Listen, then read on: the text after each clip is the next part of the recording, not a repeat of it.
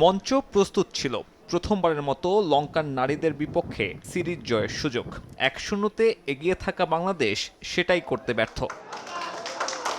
রাজশাহীতে টস জিতে ব্যাটিংয়ের সিদ্ধান্ত নেন নিগার সুলতানা। দলীয় ২৮ রানে ফারজানা আর ৩৪-এ কাটা পড়েন সুলতানা। তবে বাংলাদেশ অধিনায়কের সামনে সুযোগ ছিল আগের ২ ম্যাচে নিজের ব্যর্থতা ঢাকার।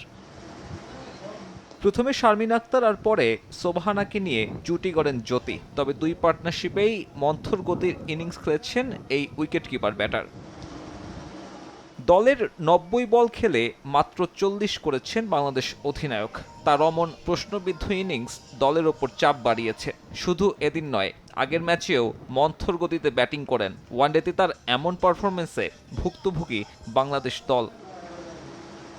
আর তাতে চাপা পড়ে গেছে ৮০ বলে খেলা সোবহানার ৭৪ রানের ইনিংস। নির্ধারিত ওভার শেষে ২১৩ রানের পুঁজি পায় বাংলাদেশ। এই পিচে যে এমন রান যথেষ্ট নয় তা প্রমাণ করে অতিথিদের টপ অর্ডার।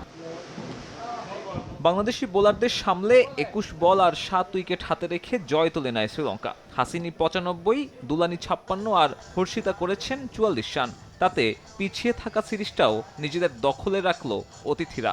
লঙ্কা বধের অপেক্ষা দীর্ঘায়িত হল টাইগ্রেসদের। সিরিজের ফলাফল পক্ষে না আসলেও রাজশাহীতে আন্তর্জাতিক ক্রিকেট ফেরাটাই এই সিরিজের সবচেয়ে বড় প্রাপ্তি। এদিন মাঠে উপস্থিত ছিলেন নারী উইংয়ের দায়িত্বে থাকা রাশনা ইমাম। প্রতিশ্রুতি দিয়েছেন এই ভেন্যুর ভাগ্য বদলের। নানা ধরনের সমস্যা আছে, কিছু দূর সমস্যাগুলো সমাধান করার চেষ্টা করা হয়েছে, যেরকম মেডিকেল রুম বা ড্রেসিং রুম যেটা আছে ওইটার একটা মিনিমাম স্ট্যান্ডার্ড এনশিওর করা হয়েছে। কিন্তু আরও সমস্যা আছে যেটা আমি বুঝতে পারছি, এবং এগুলো আমাদের ইমিডিয়েটলি অ্যাড্রেস করতে হবে। কারণ আমরা যদি চাই যে ইন্টারন্যাশনাল ম্যাচেসগুলো আমাদের এখানে হোক এবং আইসিসি এটাকে সমর্থন দেখ, তাহলে আমাদের এগুলো নিশ্চিত করতে হবে। সেদিকে অবশ্যই আমরা তাকাবো এবং যা যা রিসোর্স অ্যালোকেট করার আমরা করব। ওয়ানডে সিরিজ শেষে সিলেট যাচ্ছে ২ দল।